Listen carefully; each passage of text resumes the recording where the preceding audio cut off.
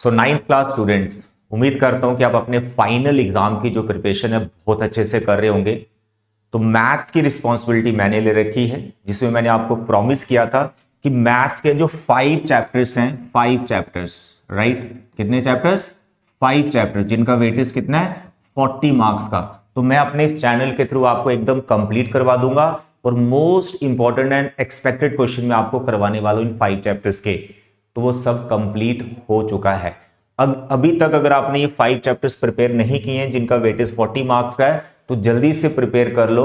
Limited question solve किए, अगर आप उनको परफेक्ट कर लेते हो और उनकी अंडरस्टैंडिंग बहुत अच्छे से बना लेते हो, तो इस टाइप का कोई भी क्वेश्चन आएगा, आप बड़े मजे से फाइनल में इन 5 चैप्टर्स के 40 मार्क्स स्कोर कर सकते हो। Is it clear? इसके बाद जो बाकी वाला पार्ट है 40 मार्क्स, उसमें 7 चैप्टर्स आते हैं। तो क्योंकि 5 हमारे बहुत जल्दी हो गए, आपने कर भी लिए, तो इसलिए मैंने 2 चैप्टर्स और सिलेक्ट किए जो मेंसुरेशन के अंडर आते हैं। 2 मोर चैप्टर्स जो मेंसुरेशन के अंडर आते हैं और जिनका जो वेटेज है 13 मार्क्स का रहेगा। तो ये बहुत जल्दी मैं आपको अभी करवाने वाला हूं। इनका वेटेज टोटल बन जाएगा 53 मार्क्स। और जो मेंसुरेशन के अंडर जो 2 चैप्टर्स आते हैं, उसमें एक है आपका सरफेस एरिया एंड वॉल्यूम और एक आपका हीरोन फॉर्मूला। ठीक है, सरफेस एरिया वॉल्यूम थोड़ा सा बड़ा चैप्टर है, इसकी जो वेटेज है 13 में से अब मान के चलो 8 मार्क्स तो रहेगा ही रहेगा, मतलब मैक्सिमम 8 मार्क्स तक जाएगा, मिनिमम 7, 8 या 7 का रहेगा। तो अगर ये 8 का रहा तो हीरोन फॉर्मूला 5 मार्क्स का रहेगा। तो ये 5 मार्क्स छोटा चैप्टर है, एक ही एक्सरसाइज है आपके सिलेबस में, दैट यू नो, है ना, आप जानते हो एक ही एक्सरसाइज है, तो 5 मार्क्स तक ये आ सकता है। तो ये दोनों चैप्टर्स में आपको करवाने वाला हूं। हीरोन फॉर्मूला एक एक्सरसाइज करनी, उसमें जो क्वेश्चन एक्सपेक्टेड रहते हैं, मोस्ट इंपॉर्टेंट, जो फ्रीक्वेंटली फाइनल में पूछे जाते हैं, तो मैंने यहां पर 5 क्वेश्चन सिलेक्ट किए। इसमें कुछ अलग से एक क्वेश्चन मैंने सिलेक्ट किया एक्स्ट्रा, जो देखा गया प्रीवियस ईयर मैंने बहुत सारे जो पेपर है वो स्टडी किए, जिसमें एक क्वेश्चन फ्रीक्वेंटली पूछा जाता है और उसमें बच्चे कंफ्यूज हो जाते हैं। तो वो 5th वाला क्वेश्चन है मेरा, उसको आपने जरूर करना है। तो आज के अगर आप 5 क्वेश्चंस मेरे साथ परफेक्ट कर लेते हैं हीरोन फॉर्मूला के, तो हीरोन फॉर्मूला का कोई भी क्वेश्चन आ जाएगा, कंफर्म आप करके ही आओगे एग्जाम। ठीक है मेरे बच्चे, इसके साथ मैं एक चीज और बताना चाहता हूं कि मेरी एक एजुकेशनल ऐप है, आपने उसको डाउनलोड करना है। उसमें आपने प्री स्टडी मटेरियल में जाकर अपने मैथ्स के 2 सैंपल पेपर प्रैक्टिस कर लेने। मैंने 2 सैंपल पेपर वहां अपलोड किए हैं, जो बिल्कुल फाइनल एग्जाम जैसा होता है उसी पैटर्न के बनाए गए हैं, सेक्शन वाइज बनाए गए हैं, वेटेज वाइज बनाए गए हैं। उन दोनों पेपर्स को अच्छे से सॉल्व करना है, हर एक क्वेश्चन उसका आपको आना चाहिए। अगर उसमें किसी क्वेश्चन में आपको दिक्कत आती है, आप मुझे कमेंट करें कि सर पेपर 1 में यहां इस क्वेश्चन में प्रॉब्लम है और पेपर 2 में इसमें प्रॉब्लम है। एक काम आपको ये करना है। दूसरा, उसी ऐप में आपको मिल जाएगा, उसी ऐप में आपको मिलेगा इन 5 चैप्टर्स की एक वर्कशीट, इंपॉर्टेंट क्वेश्चन सिर्फ 5 चैप्टर्स की बनाइए। और ये 5 चैप्टर्स कौन से हैं? That you know, number system, polynomial, linear equation, stat and then coordinate geometry. ये 5 चैप्टर्स की मैंने एक वर्कशीट बनाई है। 20 क्वेश्चन है उसमें, सिर्फ ओनली 20 क्वेश्चन, और वो भी आप परफेक्ट करेंगे। तो देखो आप फाइनल में कैसा परफॉर्म करके आओगे। फिर रहा आपका ज्योमेट्री वाला पार्ट जिसमें 5 चैप्टर्स हैं। उसमें मैं आपको वो क्वेश्चंस करवाऊंगा मोस्ट इंपॉर्टेंट, यानी जो थ्योरम्स जिनमें मतलब 100% आपको आनी फाइनल में। पहले तो वो थ्योरम्स करवा दूंगा, उसके बाद जो क्वेश्चंस कुछ बचेंगे वो भी करवा दूंगा, क्योंकि टाइम कम है। तो जितना कंटेंट अभी दे पा रहा हूं, प्लीज आप उसको परफेक्ट कर लो, एकदम परफेक्ट कर लो, तो आपका फाइनल एग्जाम बहुत बढ़िया जाएगा और 10th की शुरुआत भी आप बहुत बढ़िया तरीके से फिर करोगे। ठीक है, क्योंकि अगर फाइनल रिजल्ट अच्छा आता है, बहुत बढ़िया रिजल्ट आता है, तो अलग से कॉन्फिडेंस आपका बनेगा, फिर 10th की शुरुआत बहुत बढ़िया आपकी होगी। तो यहां पर आज के लेक्चर में हम हीरोन फॉर्मूला को कंप्लीट करेंगे। टोटल इसमें 5 चैप्टर्स है। और हीरोन फॉर्मूला किस लिए बचे? एरिया निकलता है इससे ट्राइंगल का। सर कैसे निकलता है, अभी बताते हैं। तो ये है आपका छोटा सा फॉर्मूला। इस फॉर्मूले की डेरिवेशन भी की जाती है, लेकिन अभी डेरिवेशन करने की जरूरत नहीं है, क्योंकि फाइनल या किसी भी एग्जाम में डेरिवेशन नहीं इसकी पूछी जाती, सिर्फ आपको ये फॉर्मूला याद होना चाहिए। अब इस फॉर्मूले में जो टर्म्स है वो मैं आपको समझाता हूं। टर्म्स समझने से पहले जो एक बेसिक फॉर्मूला है एरिया ऑफ ट्राइंगल का, that you must know, area of triangle. जो आप बचपन से पढ़ते आए हो, area of triangle. Sir what is that? That is 1/2 base into height. ये फॉर्मूला कभी मत भूलिए, कभी भी आपको हीरोन फॉर्मूला के क्वेश्चंस करते वक्त अप्लाई करना आ सकता है। इसमें एक छोटी सी कंफ्यूजन होती है इस फॉर्मूले में, बेस आप किसे समझते हो? बेस किसे समझते हो? लेट अस सपोज मैंने एक ट्राइंगल बनाई जिसका नाम है ABC, और इसके अंदर जो मैंने अल्टीट्यूड बनाया, जो परपेंडिकुलर बनाया, वो मैंने ऐसे बनाया, दिस इज परपेंडिकुलर BD। ठीक है, ये BD है, इसका नाम 90 डिग्री का ये एंगल है। तो जब मैंने किसी बच्चे को पूछा इसका एरिया बताओ, तो ये वाले फॉर्मूले से मैंने एरिया पूछा कि इस फॉर्मूले के हिसाब से एरिया लिखो। बच्चों को फॉर्मूला तो याद है, 1/2 बेस इंटू हाइट। लेकिन जब वो क्या करता है, बेस लेता है, बेस, वो बेस ये समझता है कि जिस साइड पे ट्राइंगल खड़ी है ना, ये बेस इसको समझ रहा है। जैसे घर बना है, जो उसका बेस होता है वो तो होता ही है फिक्स, लेकिन ट्राइंगल में जिस साइड पे ऊपर ट्राइंगल बन रखी है, इधर BC है, तो बच्चा इसको बेस बोल रहा है। और हाइट तो चलो उसको पता है, अल्टीट्यूड ये बना रखा है BD। अगर आप ऐसा लिखते हो तो ये गलत है। तो यहां पर आपको ये चीज समझना है कि ट्राइंगल का जो बेस है वो किसे कहा गया। ये बहुत बड़ी कंफ्यूजन है बहुत बच्चों में। तो बेस ऐसा नहीं कि जिस पे ट्राइंगल खड़ी है उसको आपको बेस बोलना है। बेस होता है जिसके ऊपर अल्टीट्यूड बना हुआ है। ये चीज आप एकदम क्लियर कर लें, क्योंकि जब भी क्वेश्चन इस टाइप में कुछ आता है तो ये घुमा देते हैं क्वेश्चन। तो बिल्कुल परफेक्ट इस फॉर्मूले से यहां पर कौन सा बेस रहेगा, जिसके ऊपर अल्टीट्यूड बना हुआ, और वो है AC। तो AC इंटू BD, ये वाला राइट है। क्लियर है? तो इस बेसिक फॉर्मूले में आपको कंफ्यूजन नहीं होनी चाहिए। समझ आ गया? दूसरा जो फॉर्मूला है वो भी बीच में कभी आपको अप्लाई करना पड़ सकता है। Area of an equilateral triangle. Equilateral triangle का एरिया भी आपको आना चाहिए, that is √3/4 side square. Is it clear? तो ये है आपकी previous knowledge area of triangle के फॉर्मूले जो आपने कर रखे हैं। 2 सफिशिएंट है फिलहाल, फाइनल के लिए ये 2 और एक हीरोन फॉर्मूला। अब हम बात करेंगे इस हीरोन फॉर्मूला में जो टर्म्स इन्वॉल्व हैं इनको कैसे समझना है। मेरे बच्चे, हीरोन फॉर्मूला है हमारा S minus A, S minus B, S minus C।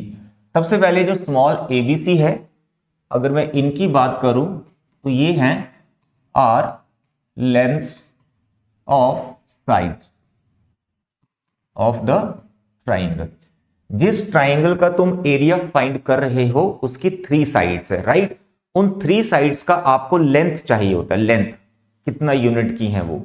तो ये जो स्मॉल ABC हैं उन लेंथ को रिप्रेजेंट करती हैं। फॉर एग्जाम्पल यहां पर मैं अगर एक ट्राइंगल बनाता हूं जिसका नाम है ABC रख लेता हूं, ठीक है? तो आप किसी एक साइड का लेंथ निकालेंगे BC, यहां आपको गिवन रहता है मोस्टली 9th में, तो आपने इसका लेंथ निकाला तो इसको मैं स्मॉल a से डिनोट कर रहा हूं। This small a is the length of side BC। इसी तरह से अगर AC की बात करूं, इसको मैं B से लेट कर लेता हूं, इसको C से। Is it clear? तो इसमें जो टर्म्स इन्वॉल्व है तो उसमें मैंने आपको A, B और C बता दिए। अब यहां पर S आपको दिख रहा है। तो S क्या होता है? S क्या होता है? It is called semi perimeter. Semi perimeter. अब इसमें टर्म आ गई पेरीमीटर और सेमी। सेमी का मतलब होता है हाफ, पेरीमीटर का मतलब होता है बाउंड्री। जैसे आप क्रिकेट मैच देखते हो, चारों तरफ बाउंड्री है, उसी बाउंड्री को पेरीमीटर बोलते हैं, ठीक है? यहां मैथ्स में तो यहां पर सेमी पेरीमीटर का मतलब हो गया कि इस ट्राइंगल की जितनी भी बाउंड्री है उसका जो हाफ है वो S का वैल्यू होगा। अब पेरीमीटर क्या होता है? पेरीमीटर क्या होता है? तीनों साइड्स का सम। आपको बाउंड्री की लेंथ लेनी होती है, तो तीनों साइड्स का जो सम है दैट इज कॉल्ड पेरीमीटर। तो फिर S क्या हुआ? पेरीमीटर का हाफ, यानी तीनों साइड्स का सम करके 2 से डिवाइड करना। तो जब भी आपको S फाइंड करना पड़े तो आपको तीनों साइड्स को प्लस करना है और 2 से डिवाइड कर देना। तो इस फॉर्मूले में जो टर्म्स इन्वॉल्व है, there are 4 terms, 3 sides and 1 S। चारों टर्म्स मैंने आपको एक्सप्लेन कर दी। तो अब हम करते हैं most important and most expected 5 questions, very important.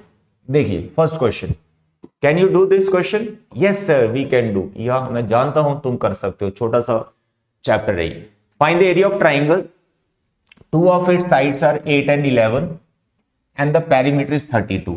अब इस चैप्टर में कैलकुलेशन के दौरान आप थोड़ी प्रॉब्लम भी करते हो। सर क्या? आप क्वेश्चन को बहुत लेंथी बना देते हो।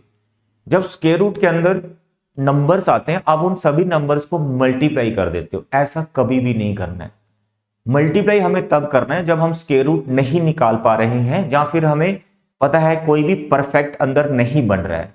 मैं आपको करके समझाता हूं, सुनिए। सबसे पहले आपको साइड से लिखनी है। तो जैसे फर्स्ट जो साइड है वो हमें गिवन है 8 सेंटीमीटर, फिर जो सेकंड साइड है वो भी हमें पता है 11 सेंटीमीटर, और जो थर्ड साइड है वो मिसिंग है। लेकिन हमें थर्ड साइड की जगह पेरीमीटर दे दिया गया 32 सेंटीमीटर। तो आप ये थर्ड साइड को कैसे फाइंड कर सकते हैं? सिंस पेरीमीटर इज गिवन, तो आप लिखेंगे कि sum of 3 sides is equal to perimeter. अब दो साइड्स कितने हैं सर? 8, 11, और ये third side is equal to 32। तो sum of all sides equal to perimeter, तो यहां से सी निकल जाएगा। So what is C sir? 32, इसका 19 बनेगा, उधर लेके जाएंगे। अब तुम 32 में से 19 करोगे माइनस, तो 12 में से 9 गया 3, 2 बचा, 2 में से 1 गया 1। Is it clear? तो 13 centimetre is the third side. तो first side, second side, third side. अब यहां पे सेमी पेरीमीटर निकालोगे। सेमी पेरीमीटर सर क्या फॉर्मूला उसका? फॉर्मूला तो हमें बताया है sum of all sides divide by 2।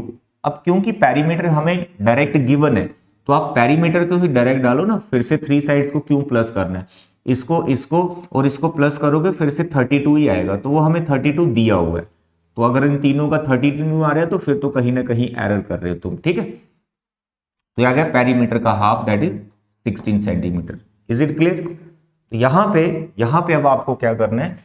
Area of triangle का लिखना है formula. What is that? S minus A, S minus B, S minus C. अब तुम्हें यहां पे डाल देनी है values. What is S sir? 16।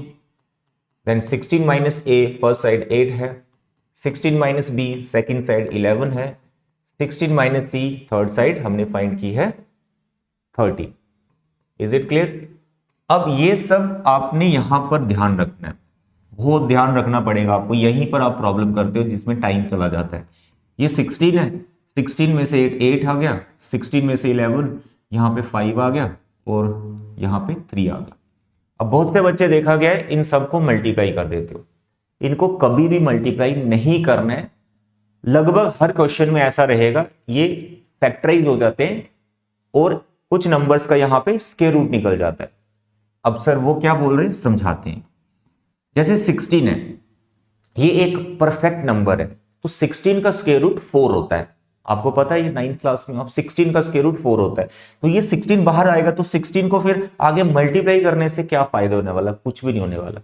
तो यू ट्राई कि आप इसकी प्राइम फैक्टराइजेशन कर लें सभी नंबर की। जैसे मैंने 16 का कर दिया, 2 2 जा 4, 4 2 जा 8, 8 2 जा 16। ऐसे 8 को भी मैं प्राइम फैक्टराइजेशन कर दूंगा, 2 इंटू 2 इंटू 2 8 हो गया। ये 3 और 5 ऑलरेडी प्राइम है। हमेशा इंक्रीजिंग ऑर्डर में लिखें, पहले छोटे प्राइम फिर बड़े, थोड़ा सा इजी रहता है। तो मल्टीप्लाई नहीं करना आपने, ये ध्यान रखिए। अब आपने इसमें पेयर बनाने होते हैं, ये पेयर, ये पेयर, ये पेयर, और आगे कोई पेयर नहीं बना। Is it clear? आपको समझाने के लिए कर रहा हूं, नहीं तो अगर आपको समझ आए 16 परफेक्ट है तो आप इसको डायरेक्ट लिख सकते हो। 16 का जो स्क्वायर रूट है बाहर, इसको 4 चला जाएगा स्क्वायर रूट के बाहर आके। नहीं पता तो आप इसके सब ऐसे फैक्टर बना लीजिए। अब जिनके पेयर बने, जैसे 2 2 जा 4 है, तो 4 का स्क्वायर रूट 2 हो जाएगा, तो पेयर का बाहर एक सिंगल 2 आ जाएगा। इसका पेयर का 2 आ गया, इसका पेयर का 2 आ गया। अब अंदर क्या बचा? जिनके पेयर नहीं बन पाए, 2 3 और 5। अब 2 2 जा 4, 4 2 जा 8। अब यहां पर जो भी बचा उसका स्क्वायर रूट आपको निकालना ही पड़ेगा। 5 2 जा 10, 10 3 जा 30। तो आई होप आप स्क्वायर रूट निकाल सकते हैं, है ना। तो सेंटीमीटर में दे रखा है सेंटीमीटर स्क्वायर। अगर आपको स्क्वायर रूट निकालना आता है तो आप स्क्वायर रूट निकाल दीजिए, ठीक है। कोशिश करो एग्जैक्ट डेसिमल में आपका आंसर है। तो एक अलग टाइप का क्वेश्चन था जिसमें एक साइड मिसिंग थी और पेरीमीटर हमें दिया हुआ था। तो इस टाइप के सभी क्वेश्चंस आपको अच्छे से बना लेने। Question number 2, the sides of a triangular plot are in the ratio. ये बड़ा फेमस क्वेश्चन और बहुत इंपॉर्टेंट है। बड़ी बार ये क्वेश्चन मतलब लगभग हर बार ही फाइनल में पूछा जाता है। आपको भी आ गया तो फिर मजे लग जाएंगे। अब यहां पर साइड्स जो हैं रेशो में दे रखी हैं, तो 3 5 7 ये साइड्स की लेंथ नहीं है, ये रेशो है, रेशो है। जैसे होता है ना बचपन में, 2 numbers are in the ratio 5:7, ठीक है। तो आप नंबर्स क्या लेट कर सकते थे, 5:7, तो पहला नंबर 5m लेते थे, दूसरा आप ऐसे 7x लेते थे, 7m लेते थे, ऐसे ही यहाँ साइड्स को लेट करना। और फिर हमें पेरीमीटर दे दिया, तो बहुत अच्छी बात है कि हमें बार बार पेरीमीटर दे दिया गया है, इससे हम सेमी पेरीमीटर निकाल लेंगे। तो सेमी पेरीमीटर आ गया आपका 300 divide by 2, that is 150 metre. तो सेमी पेरीमीटर तो हमारा निकल गया। साइड्स तो हमारे पास है नहीं, लेकिन साइड्स का हमें रेशो दिया होगा, रेशो ऑफ साइड्स वो क्या है 3:5:7। चलो लेट करो, first side is 3x, second side is 5x and third side is 7x। अब आपको क्या करना है, एज वी नो तीनों साइड्स का sum is equal to perimeter. तो 3x 5x 7x is equal to perimeter and it is 300। इनको plus कर दो, सर जी 7 और 3 10, 15x 300। What is x, 300 by 15। इसको काटोगे 5 2 30, 20 आ गया, x आ गया 20। अब x कोई साइड नहीं है, यहां से साइड सब आपको मिलेंगे। अब बोलो a, फर्स्ट साइड कितनी रहेगी 3x, 3, what is x, sir x 20, इसको करेंगे मल्टीप्लाई, 60 आ गया सेंटीमीटर के मीटर। दूसरी side 5x, sir 5 into x, sir 5 2 10, 100 metre. Third side 7x, sir 7 into 20, sir 140 metre. तो मेरे बच्चे इस क्वेश्चन में सबसे इंपॉर्टेंट चीज यही है कि हमें साइड्स का रेशो दिया हुआ है, और रेशो से हमने कैसे साइड्स निकाली 1 2 एंड 3, और सेमी पेरीमीटर में आगे निकाल चुका हूं। इसके आगे आपका काम है एरिया निकालना। आपको एरिया का formula that you know, s minus a, s minus B and s minus C. बस इधर abc डाल दो, इधर s डाल दो, सिंप्लीफाई करो, मल्टीप्लाई कुछ मत करना, प्राइम फैक्टराइजेशन से पेयर बनाना, जो पेयर बाहर आ रहा है उसको ले जाइए और बाकी अंदर रख दीजिए, दैट्स ऑल। और इसमें कुछ खास का नहीं है। Question number 3, it is also very interesting question. Triangular side walls of flyover have been used for the advertisement. The sides of the walls are this, this and this. देखो आपने बहुत बार देखा होगा कहीं होर्डिंग लगी रहती है, किसी ब्रिज के दीवार के ऊपर, या कहीं फ्लाईओवर है उसके दीवार के ऊपर, और भी बड़ी सारी होर्डिंग आप देखते हो। तो एक होर्डिंग है जो एडवर्टाइजमेंट के लिए वॉल रखी है, जो ट्राइंगुलर शेप में है, ठीक है, ये ट्राइंगुलर शेप में जिसकी 3 साइड्स हमें दे रखी हैं।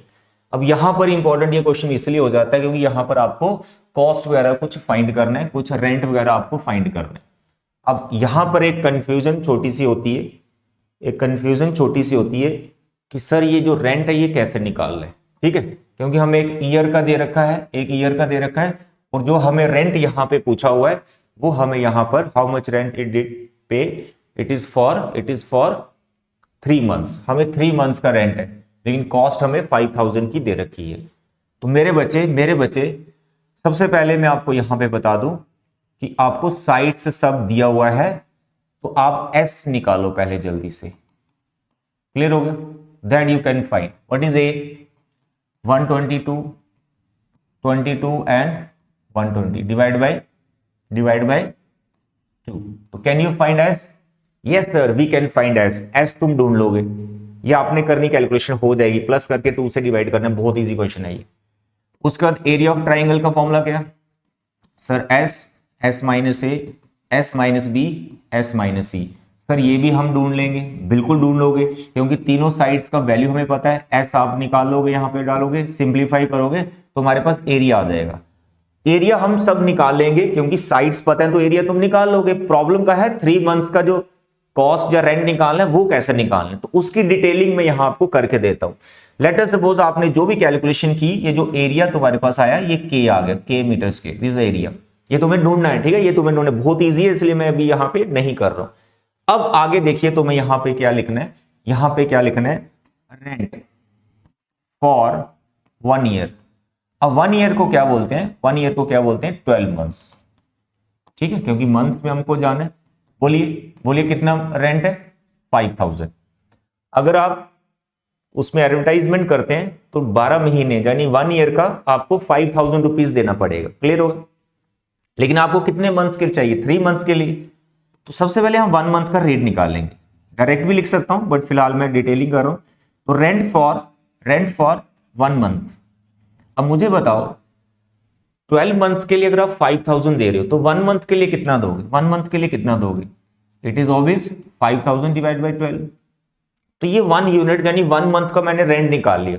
आगे आपको जितना भी मंथ पूछा हो, 6 मंथ्स, 2 मंथ्स, 3 मंथ्स, 2.5 महीने, जितना भी पूछा हो उससे आपने इसको इंटू करना है, क्योंकि 1 यूनिट का हमने वैल्यू ले लिया। तो अब आप यहां पे लिखेंगे रेंट फॉर 3 मंथ्स, 3 मंथ। अब वो कितना होगा, आप इसको 3 से इंटू करोगे, 5000 डिवाइड बाय 12, इसको आप इंटू करेंगे 4, तो 5000 डिवाइड बाय 4, इतना कॉस्टिंग पड़ेगा 3 मंथ्स का, 3 मंथ्स का। इसमें किसमें, 1 मीटर स्क्वायर में।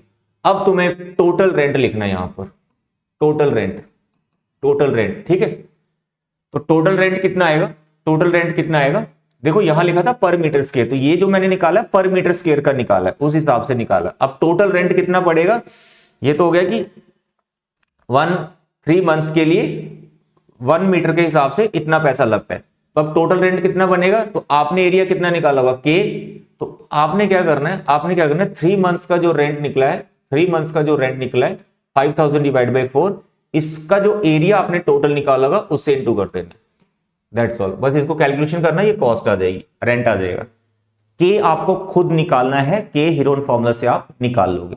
यहां पर ये जो मैंने डिटेलिंग की है, ये पर मीटर स्क्वायर के हिसाब से की है कि 1 मीटर का अगर एडवर्टाइजमेंट लेते हो आप तो 12 महीने के लिए 5000 देने पड़ेंगे। फिर ये 1 मीटर स्क्वायर का ही कॉस्टिंग निकाली, ठीक है। ये 3 मंथ्स का रेंट है फॉर 1 मीटर स्क्वायर, तो इतने मीटर स्क्वायर के लिए कितना देना पड़ेगा, बस जो भी एरिया आएगा उसको आपने इस कॉस्ट से इंटू कर देना। It is very important question, इसका डिटेल में आंसर जरूर बनाइएगा, ठीक है। तो यहां पर बच्चों को दिक्कत आती है, जो मैंने आपको यहां पे समझा दिया है। अब आगे बढ़ेंगे क्वेश्चन नंबर 4, ये है आइसोसेलेस ट्राइंगल। अब आपको इसकी नॉलेज होनी चाहिए, व्हाट इज आइसोसेलेस ट्राइंगल। तो आइसोसेलेस ट्राइंगल होती है जिसकी 2 साइड्स इक्वल होती हैं, सिर्फ 2, तीसरी उनके इक्वल नहीं होती। तो 2 साइड्स आर इक्वल, तो ये आइसोसेलेस ट्राइंगल बना दी। इसमें दोनों साइड्स इक्वल हैं तो तीसरी उसके इक्वल नहीं है, तो इनकी नेमिंग भी कर सकते हो आप, एबीसी ट्राइंगल आ गई। N isosceles triangle has perimeter 30, देखो यहां पेरीमीटर दे रखा आपको 30 सेंटीमीटर, तो अगर पेरीमीटर है तो ऐसा आ गया आपका 30/2 15 centimetre. Each of equal sides is 12, अब जो इक्वल साइड्स है वो 12 सेंटीमीटर है। तो पहली जो ए है इसको भी 12 सेंटीमीटर रख लो, जो बी है इसको भी 12 सेंटीमीटर रख लो। तो थर्ड साइड यहां पे मिस हो गई। अब थर्ड साइड कैसे निकालनी है, फिर से पेरीमीटर की हेल्प लेंगे। तो ए, बी और सी, इन तीनों का सम पेरीमीटर के इक्वल आएगा।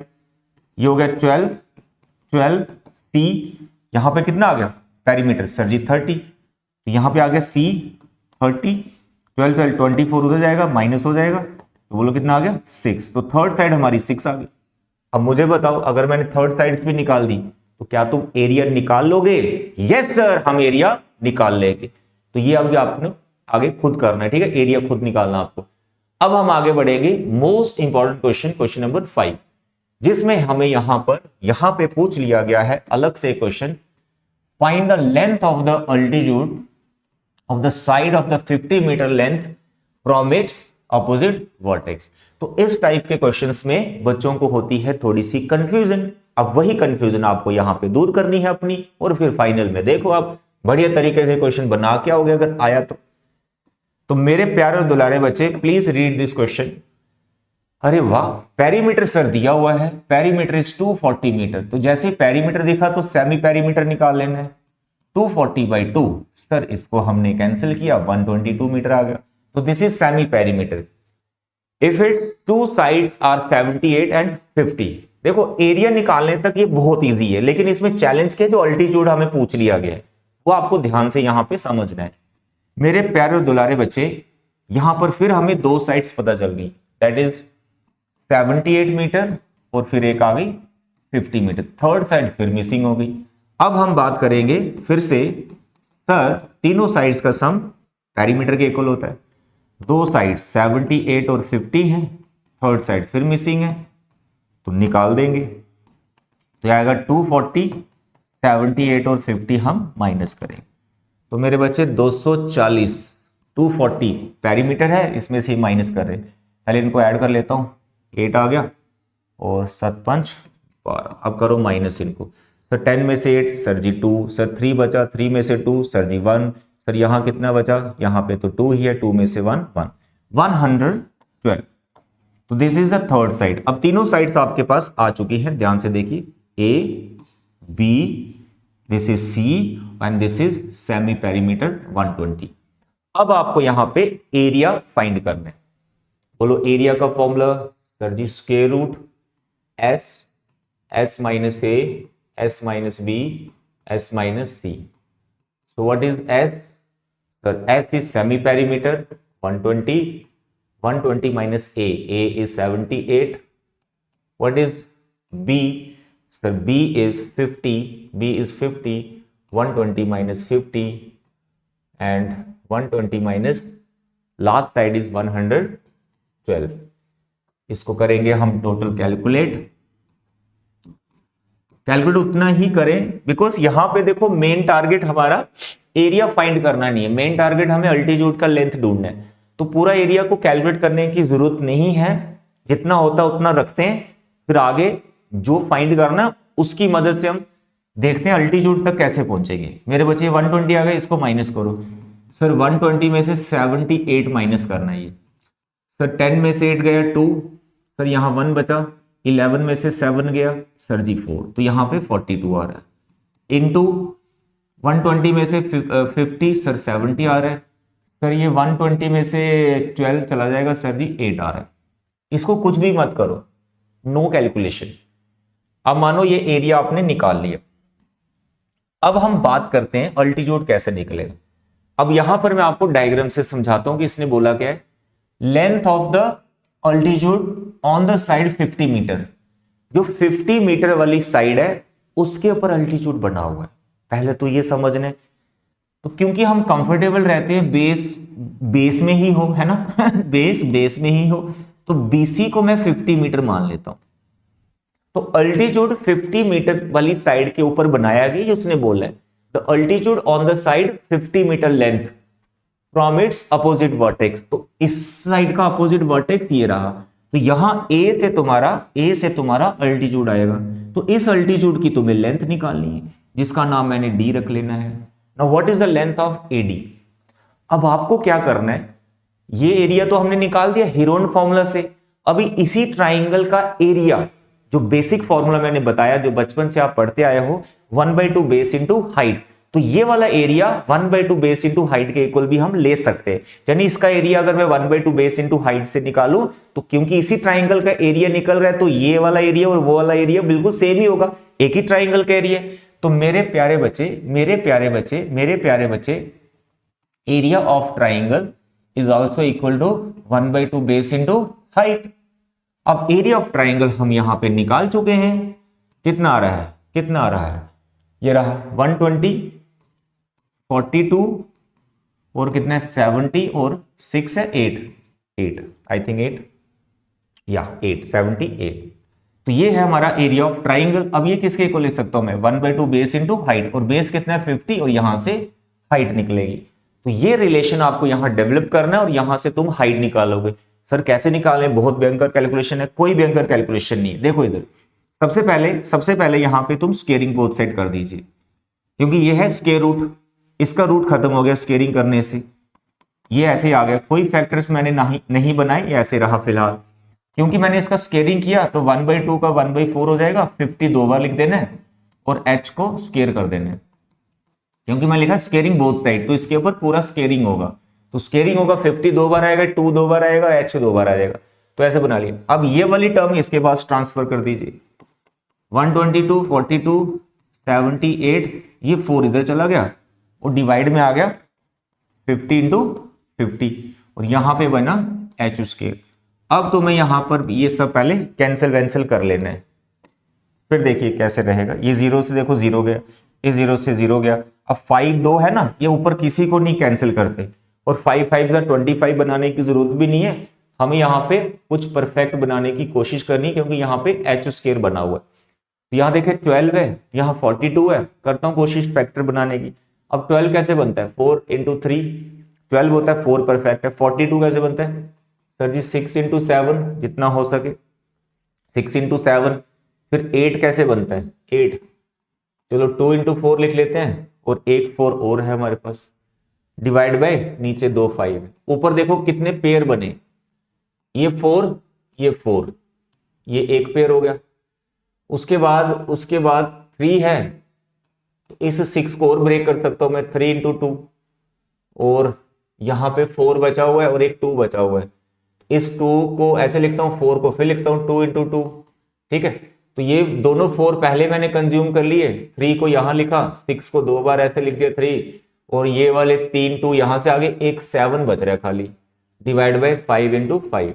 अब देखो पेयर कितने बने, एक पेयर ये बन गया 4 इंटू 4 4 का स्क्वायर, 3 इंटू 3 3 का स्क्वायर, ये 2 इंटू 2 2 का स्क्वायर, 2 इंटू 2 2 का स्क्वायर, एक 7 बच रहा है खाली, डिवाइड बाय 5 इंटू 5 5 का स्क्वायर।